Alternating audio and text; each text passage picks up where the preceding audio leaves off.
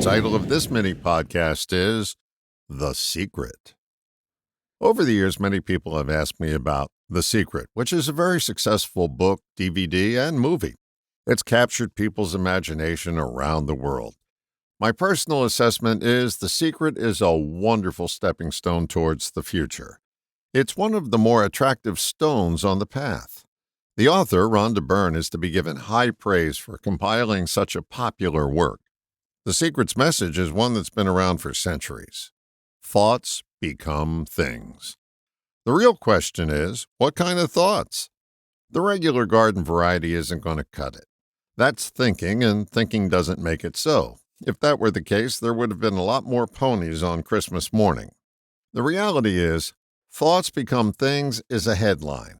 The real story is many paragraphs deeper. When you investigate fully, the real secret is beliefs become things. Beliefs are sub-programs of the mind that run the whole show.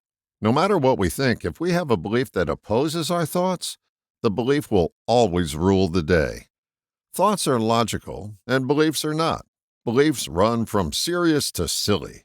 Your beliefs on any of the talk show hot-button topics, gun control, capital punishment, abortion, the war, are the serious ones. The right way to hang toilet paper is one of the sillier ones. Either way, your belief wins the day. So if you desire to attract a shiny new, sleek, expensive automobile, you're going to have to do more than picture or imagine it showing up in your driveway. That's a start, but you'll remain in the starting blocks if that's all you do. Your thinking will never change for more than a minute unless your controlling beliefs melt and fade away. Deep in the bowels of The Secret is the unvarnished truth. Quoting Rhonda Byrne, "The law of attraction is reflecting back your innermost thoughts and feelings as your life." Those innermost thoughts and feelings are your beliefs, and you're not going to think your way out of them no matter how vivid your imagination. Another testament to beliefs are things came from the author of Radical Forgiveness, Colin Tipping. Your life is a mirror of what exists in your subconscious mind.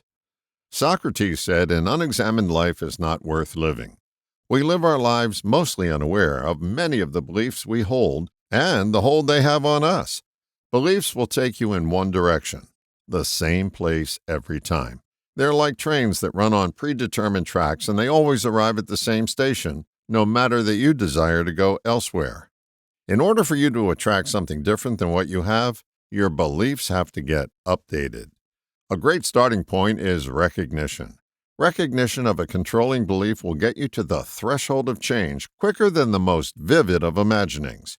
Your beliefs need to be interrupted by you before they have a prayer of changing. Before you can interrupt one, you have to recognize that you have it.